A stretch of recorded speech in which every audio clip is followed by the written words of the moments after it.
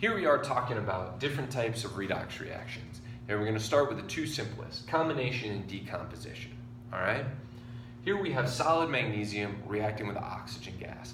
Now, we've done this type of reaction before when we burn magnesium in a crucible.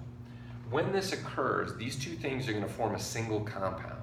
And we should be able to jump to what exactly that compound should be. Magnesium makes a +2 ion, and oxygen makes a -2 ion. So we get MgO, and that's in the solid phase. And of course, we have to balance the reaction. All right? Now I am going to write in green the oxidation numbers, just like I did in the oxidation group. All right? Now magnesium and oxygen are in their elemental phase, so they have, or their elemental state, excuse me. So they have oxidation numbers of 0. Once we move over here, they've been ionized. Magnesium has a charge of +2, and oxygen has a charge of -2, okay? You can see that magnesium has gone from 0 to +2, therefore it's lost 2 electrons. It has been oxidized. Oxygen started at 0 and is now at -2. That has been reduced. That's where we get those terms from. Here we have potassium reacting with chlorine gas. Potassium's got a +1 charge, chlorine's got a -1 charge, so we get KCl in the solid phase. And when we balance it, we get something that looks like this. Now the oxidation numbers for these, potassium and chlorine are in their elemental state, so we get 0 and 0.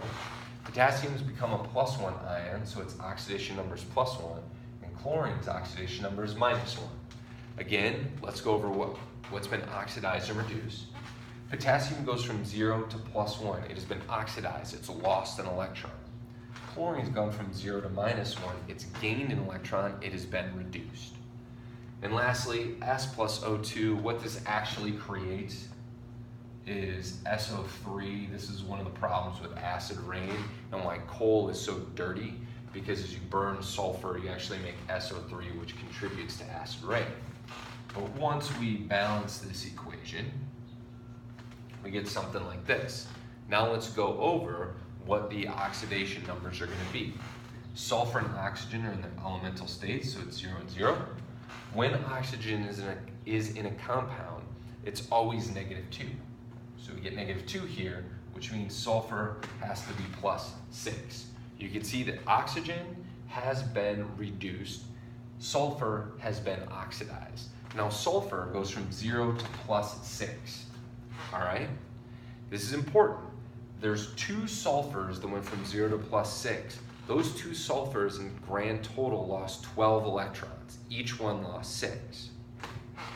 Oxygen, we have 6 oxygens, right? 6 oxygens here, 6 oxygens there. Those 6 oxygens, each of them's gained 2 electrons. That's a grand total of 12 electrons. In total, sulfur's lost 12 electrons and the oxygen have gained 12 electrons. Now we're going to move on to decomposition, which are one thing becoming 2 or more. So we're going to start with the decomposition of calcium oxide. When you predict products, essentially what we're getting to are just the elements within the compound. So calcium oxide breaks down into solid calcium, the element, and O2, the gas. And of course, we need to balance, so we're balanced. As far as the oxidation numbers are concerned, here, calcium's +2, oxygen is -2, because it's an ionic compound.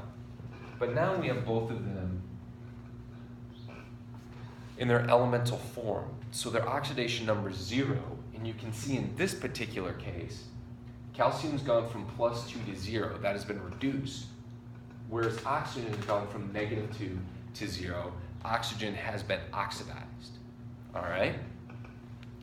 Aluminum oxide breaks down into its elements. So we get aluminum in the solid phase, and we get oxygen in the gas phase, and we need to balance this equation. We get this. Now on to the oxidation numbers. Here, it's an ionic compound. Aluminum is +3, oxygen's -2. Now we have aluminum and oxygen in their elemental states, therefore the oxidation number is 0. Let's make sure we count up electrons properly. Here we have a grand total of 4 aluminums. Each aluminum is going to gain 3 electrons. That's a grand total of 12 electrons.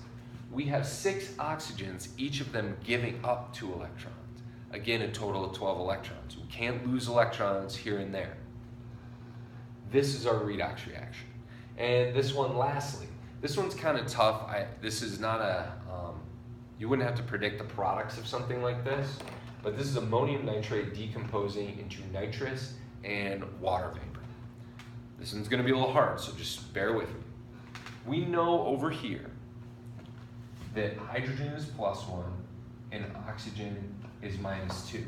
But if you think about this as an ionic compound with 2 different ions, you actually have the ammonium ion and you have the nitrate ion, all right?